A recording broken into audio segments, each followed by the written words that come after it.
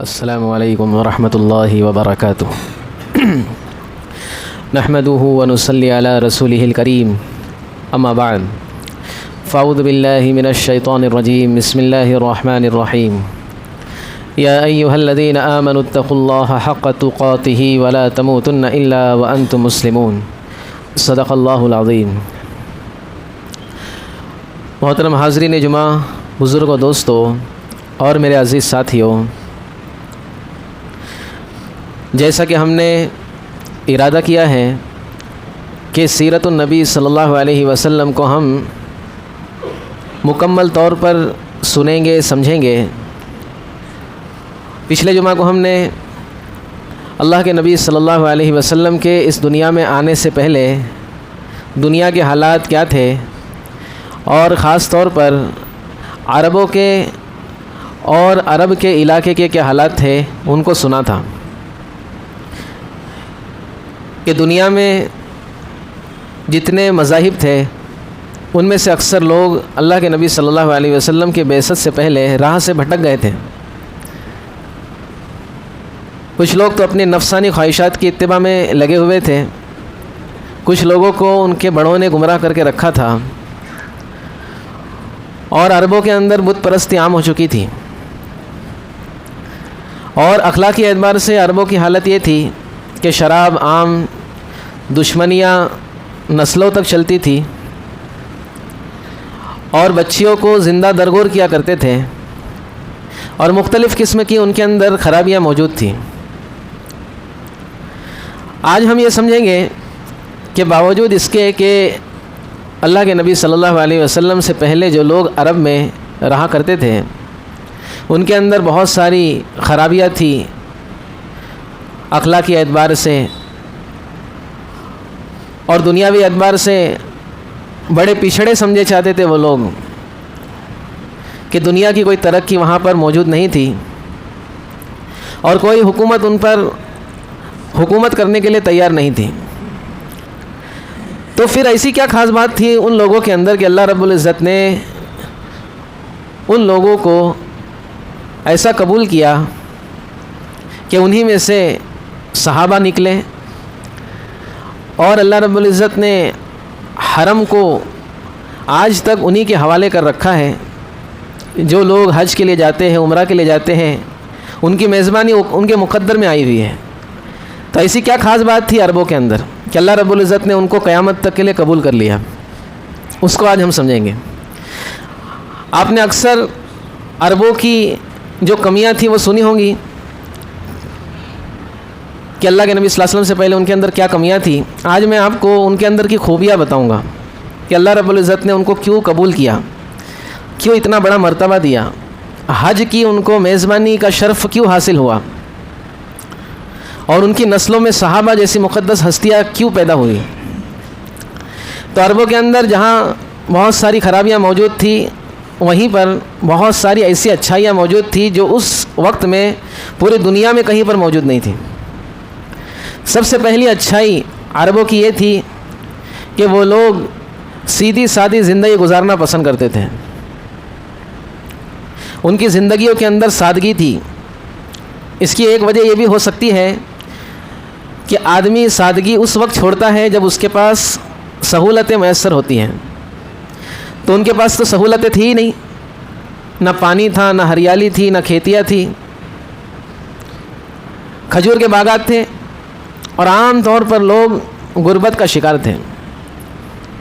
تو سب سے پہلی خوبی ان کے اندر، ان کی طبیعت کے اندر، جس کو ہم کہیں گے ان بلٹ، ان کے نیچر کے اندر سادگی تھی۔ اور سادگی دوستو اللہ رب العزت کو بہت زیادہ پسند ہے،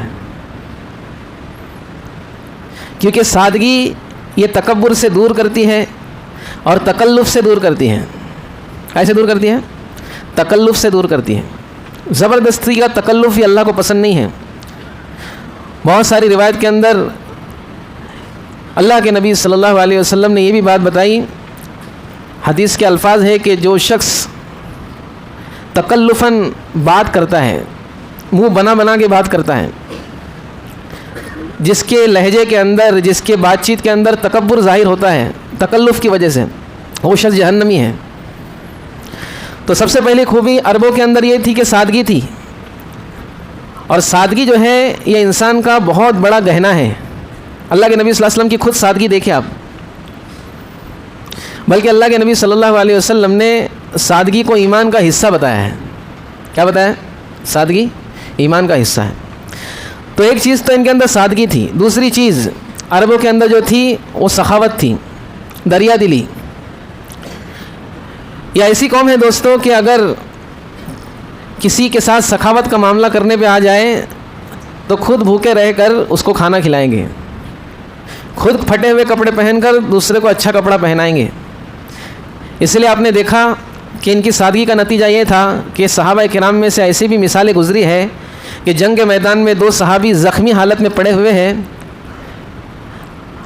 اور ایک شخص آتا ہے اور اس کو ان صحابی کو کہتا ہے کہ پانی پی لو، اور وہ بازو سے ان کو کرہانے کی آواز آتی ہے، تو کہتے پہلے میرے بھائی کو پانی پلاؤ۔ اب وہاں پر جاتے ہیں وہ، تو وہ شہید ہو چکے ہوتے ہیں، پھر ان کے پاس آتے ہیں کہ وہ تو گئے، اب ان کو پانی پلاتا یہ بھی شہید ہو جاتے ہیں۔ ایسی سخاوت۔ اسی طرح عربوں کے اندر بہادری تھی۔ کیا تھی؟ بہادری، ڈیرنگ، کہ اللہ کے نبی صلی اللہ علیہ وسلم کو حضرت عمر رضی اللہ عنہ بہادر شخص ہے۔ اللہ کے نبی صلی اللہ علیہ وسلم کا جو قبیلہ تھا یہ بہت بڑا اونچا قبیلہ تھا، ان کے سامنے باوجود اس کے کہ اللہ کے نبی صلی اللہ علیہ وسلم کے دشمن تھے کفار قریش، لیکن اللہ کے نبی صلی اللہ علیہ وسلم کا خاندان، اس کا رعب، اس کا دبدبہ ایسا تھا کہ کوئی اللہ کے نبی صلی اللہ علیہ وسلم کے سامنے کھڑا رہنے کی ہمت نہیں کر پاتا تھا، پیچھے پیچھے سے تکلیف پہنچاتے تھے۔ لیکن حضرت عمر رضی اللہ عنہ یہ اللہ کے نبی صلی اللہ علیہ وسلم کو قتل کرنے آئے تھے، بہادری۔ اور پھر جب اللہ کے نبی صلی اللہ علیہ وسلم کی بات سمجھ میں آئی، اسلام قبول کیا، تو پھر بہادری کفار کے خلاف دکھانے لگے۔ کیسی بہادری دکھائی کہ سب نے ہجرت چھپ چھپا کر کی۔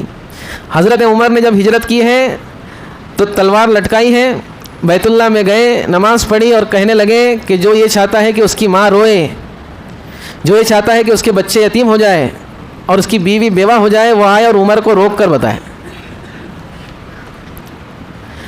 تو یہ جو عربوں کے اندر جو خصوصیات تھی، سخاوت، بہادری، سادگی، یہ سب اسلام کے کام آنے والی تھی۔ سمجھ میں آ رہی بات؟ اسی طرح عربوں کے اندر ایک خوبی یہ تھی کہ وہ بڑے برداشت کرنے والے لوگ تھے۔ کیسے لوگ تھے؟ برداشت کرنے والے۔ بڑی بڑی مصیبتوں کے پہاڑ صحابہ کرام پر ٹوٹے ہیں دوستوں۔ آپ اکثر سنتے ہوں گے کہ صحابہ کرام نے جب اسلام کو قبول کیا ہے تو ان پر کیسی کیسی آزمائشوں کے پہاڑ توڑے گئے ہیں۔ کسی صحابی کو جو ہے آگ کے انگاروں میں رکھا جا رہا ہے، اور عجیب عجیب واقعات صحابہ کرام کے، بڑا ظلم و ستم کا نشانہ بنایا گیا ان کو۔ تو یہ عربوں کے اندر برداشت کی جو قوت اللہ نے رکھی ہے، اور ان کے اندر ایک جو خوبی تھی برداشت کرنے کی، اسی لیے اللہ رب العزت نے ان کو قبول بھی فرمایا ہے۔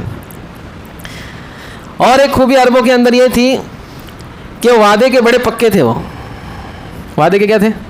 پکے۔ آج بھی آپ دیکھیں گے تو عربوں کے اندر ایک خاص بات، یہ سب چیزیں بتا رہا ہوں، یہ آج بھی موجود ہے، یہ آج بھی موجود ہیں۔ جو لوگ حج کے لیے جاتے ہیں یا عمرہ کے لیے جاتے ہیں، ان کے مشاہدے میں یہ بات آتی ہے کہ ایک ایک وقت میں آج بھی عرب کی عورتیں اور عرب حضرات بیت اللہ شریف کے اندر، اس کے ارد گرد مدینہ کے اندر چیزوں کو لٹاتے ہیں حاجیوں کے لیے، کہ فلاں کنٹینر آ کے کھڑا ہے فلاں کی طرف، کس کی طرف سے ہے وہ بھی نہیں معلوم، حاجیوں میں تقسیم کرو۔ فلاں کھانے کی چیز آئی ہے، حاجیوں میں تقسیم کرو۔ مہنگی سے مہنگی تر کھجوریں جو ہم کو یہاں پر دیکھنے بھی نہیں ملتی، وہ وہاں پر وہ ٹنوں سے لٹاتے ہیں اللہ کے گھر میں، اللہ کے واسطے اللہ کے مہمانوں کو کھلاتے ہیں۔ تو آج بھی یہ چیزیں موجود ہیں۔ تو عربوں کے اندر ایک بات، وعدے کو پورا کرنے والے، یہ ایسی خوبی ہے دوستو، وعدے کو پورا کرنا، جو آگے چل کر اسلام کے کام آئی۔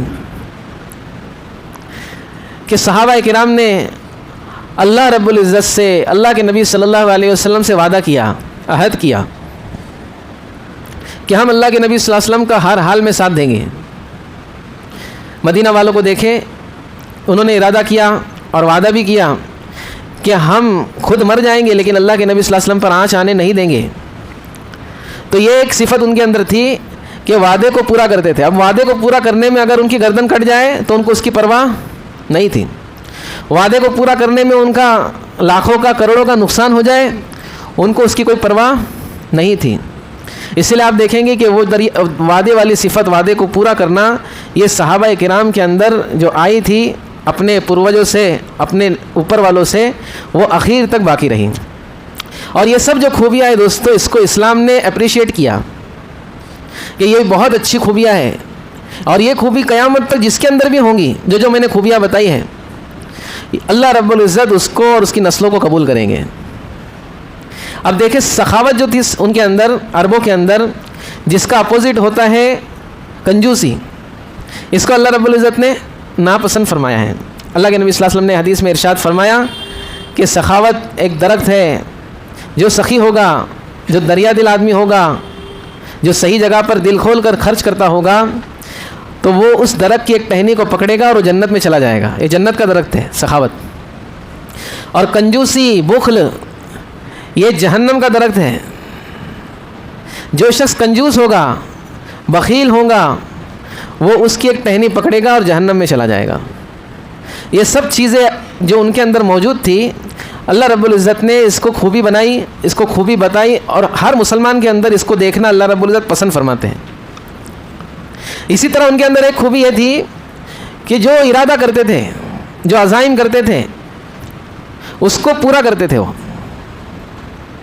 جو ارادہ کر لیا، ٹھان لی کہ اس کام کو کرنا ہے، اب چاہے جو رکاوٹ آ جائے. عربوں کی ایک خاص بات تھی کہ وہ اس کو پورا کر کے رہتے تھے. پھر چاہے ان کے راستے میں طوفان آ جائے، پھر چاہے ان کے راستے میں سمندر آ جائے، پھر چاہے ان کے راستے میں آندھی آ جائے، اس کی وہ پرواہ نہیں کرتے تھے. اور آپ نے دیکھا ہوگا صحابہ کرام رضی اللہ عنہم اجمعین، جو عربوں کی نسل سے ہی ہے، جب مسلمان ہوئے ہیں، جب اسلام قبول کیا ہے، اللہ کے نبی صلی اللہ علیہ وسلم کا ساتھ دینے کی ٹھان لی ہے، تو وہ اس ارادے کے اندر کیسے پورے اترے ہیں. عقل حیران ہے دوستو کہ صحابہ کرام نے کیسی کیسی قربانیاں دی، مگر اسلام کے دامن کو اور اللہ کے نبی صلی اللہ علیہ وسلم کے دامن کو چھوڑا نہیں. آج ہم چلا چلا کے بولتے دامن چھوڑیں گے نہیں، لیکن پکڑے ہی نہیں. ہم نے اسلام کا دامن پکڑے ہی نہیں ہیں اور بولتے چھوڑیں گے نہیں. اور صحابہ کرام نے جو دامن پکڑا تھا اسلام کا اور میرے نبی کا جو دامن پکڑا تھا، وہ مرتے دم تک انہوں نے نہیں چھوڑا. اسی لیے اللہ رب العزت نے وہ مرتبہ، وہ مقام عطا فرمایا کہ صحابہ کرام کو اللہ رب العزت نے دنیا ہی میں جنت کی بشارت عطا فرمائی، دنیا ہی میں. اور اللہ رب العزت نے صحابہ کرام کو دنیا ہی میں رضا کا پروانہ دے دیا کہ صحابہ کرام وہ ہستیاں ہیں کہ جو اللہ سے راضی ہو گئے اور اللہ ان سے راضی ہو گیا. جو جنتی کو سب سے آخر میں جنت میں ملے گا، اللہ رب العزت نے صحابہ کو دنیا میں دے دیا. جنت کی سب سے بڑی نعمت کیا ہے؟ حدیث کے حساب سے آپ دیکھیں گے تو اللہ رب العزت اپنے بندوں کو ایک دن بلائیں گے، جنت میں ہوں گے، مزے کر رہے ہوں گے، آرام کر رہے ہوں گے، کھا پی رہے ہوں گے، تو اللہ رب العزت سب کو جمع کریں گے اور پوچھیں گے، اے میرے بندو، کیا میں نے تم کو جنت عطا نہیں کی؟ تو کہیں گے بے شک اللہ آپ نے مجھے جنت عطا کر دی، ہمیں جنت عطا کر دی. کیا میں نے تم کو اپنی نعمتوں سے نہیں نوازا؟ سب کہیں گے اللہ رب العزت ہم نے جو سوچا بھی نہیں تھا، جو مانگا بھی نہیں تھا، اس سے زیادہ آپ نے دیا ہے. تو اللہ رب العزت فرمائیں گے کہ اب اس سے بڑی چیز تمہیں عطا کروں گا. تو سب کہیں گے کہ اس سے بڑی چیز کیا ہو سکتی کہ آپ نے ہم کو جنت میں داخل کر دیا، ہم جنت میں مزے کر رہے ہیں، جنت کی نعمتوں کا استعمال کر رہے ہیں، بڑے سکون میں ہیں کہ کبھی بیمار نہیں ہوں گے ہم لوگ، کبھی بوڑھے نہیں ہوں گے، کبھی پریشان نہیں ہوں گے. تو اللہ رب فرمائیں گے کہ اس سے بھی بڑی نعمت میں تم کو دیتا ہوں کہ آج سے میں تم سے راضی ہوں، آج کے بعد کبھی تم سے ناراض نہیں ہوں گا. یہ سن کر جنتیوں کو اتنی خوشی ہوگی کہ بعض روایت میں آتا ہے کہ اگر جنت میں موت ہوتی تو خوشی کے مارے یہ سننے والوں کے دل پھٹ جاتے ہیں. یہ ایسا پروانہ ہے کہ اللہ راضی ہو گئے، کبھی ناراض نہیں ہوں گے. یہ سن کر کے اگر جنت میں موت ہوتی تو دل پھٹ جاتے انسان کے، اتنی خوشی ہوتی کہ خوشی اور غم ایک ایسی چیز ہے کہ بہت زیادہ ہو جائے تو آدمی برداشت نہیں کر پاتا. غم بہت زیادہ ہو جائے ہارٹ اٹیک آ جاتا ہے. کیا ہو گیا بھائی؟ وہ ٹینشن لے لیے. تو جنت کے اندر جو چیز ہم سب کو آخر میں ملنے والی ہے، اللہ رب العزت نے صحابہ کی خوبیوں کی نسبت پر، ان کی قربانیوں کی نسبت پر، اللہ کے نبی صلی اللہ علیہ وسلم کے ساتھ دینے کی نسبت پر، دنیا میں سب سے افضل کتاب قرآن مجید کے اندر اللہ رب العزت نے ان کو خوشخبری دی کہ میں تم سے راضی ہو گیا اور تم مجھ سے راضی ہو گئے۔ تو یہ سب چیزیں اگر ہم بھی چاہتے دوستوں، تو سیرت کے سننے کا مقصد یہ ہے کہ وہ سیرت ہمارے اندر آئے۔ تو اللہ کے نبی صلی اللہ علیہ وسلم کے آنے سے پہلے ہی عربوں کے اندر جو خوبیاں آج میں نے بتائی ہیں یہ موجود تھیں، ان خوبیوں کا اگر ہم اپنانے کی کوشش کریں گے تو اللہ رب العزت ہم کو بھی عربوں کی طرح قبول کر لیں گے انشاءاللہ۔ تو کریں گے اس کی فکر۔ اللہ رب العزت ہم سب کو عمل کی توفیق دے۔ مل کر بیٹھے، جمعہ کا دن ہے۔